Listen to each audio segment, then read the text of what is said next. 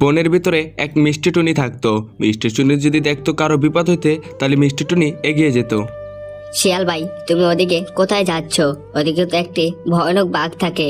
তোমাকে যদি দেখতে পায় তাহলে তো তোমাকে মেরে ফেলবে। তার চেয়ে বরং তুমি এখান থেকে চলে যাও।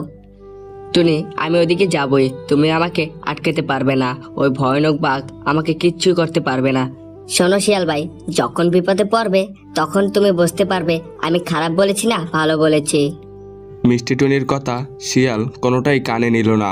তারপরও শিয়াল ওদিকে যাচ্ছে।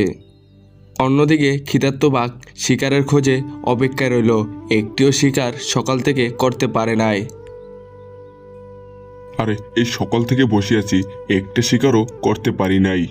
তারপর শিয়াল বাঘের সামনে পড়ে গেল আর মনে মনে বলতে থাকে, এবার আমার পলাতে হবে।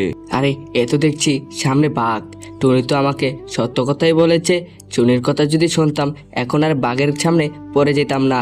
এখন আমার পলাতে হবে, নাহলে এই বাঘ আমাকে খেয়ে ফেলবে। তারপর এই ক্ষিধার্ত বাঘ শিয়ালকে দেখে লড়াতে থাকে। তবে শিয়াল বেচারা টুনির কথা যদি শুনতো তাহলে আর এখন বিপদে পড়তো না। ক্ষিধার্ত বাঘ শিয়ালকে ধরে ফেলে আর ক্ষিধার্ত বাঘ বলে, এখন পালাবি কোথায়? কিরে শিয়াল, এতক্ষণ ফাও দৌড়ালি, দৌড়া তো লাস্ট মাস আমার হাতে পড়ে গেলি। বাঘ ভাই, আমাকে ছেড়ে দাও, আমাকে তুমি খেও না। আর কথা দিচ্ছি এই জঙ্গলে আর কখনো আসবো না। তারপর মিষ্টি টুনি শিয়ালের বিপদ থেকে এগিয়ে যায় আর বাঘের সাথে মোকাবেলা করে। শোনো বাঘ ভাই, তুমি যদি শিয়ালকে খাও তোমার তো পেট ভরবে না। তুমি একটু চোখটা বোঝো, দেখবা তোমার সামনে অনেকগুলো খাবার চলে এসেছে।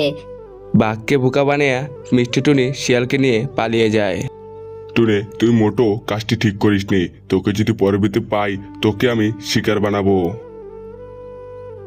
শিয়াল, তোমাকে তো আমি বলেছি ওদিকে যেতে না, তবে তুমি ওদিকে গিয়েছো। এখন যদি আমি তোমাকে না বাঁচাতাম তোমাকে ওই ভয়ানক বাঘ তোমাকে খেয়ে ফেলতো। টুনে, তোমাকে কি বলে ধন্যবাদ দেবো সেটা আমার জানা নাই, তবে তুমি না থাকতে আজকে আমাকে বাঘ খেয়ে ফেলতো। শোনো শিয়াল ভাই, তোমাকে ধন্যবাদ দিতে হবে না।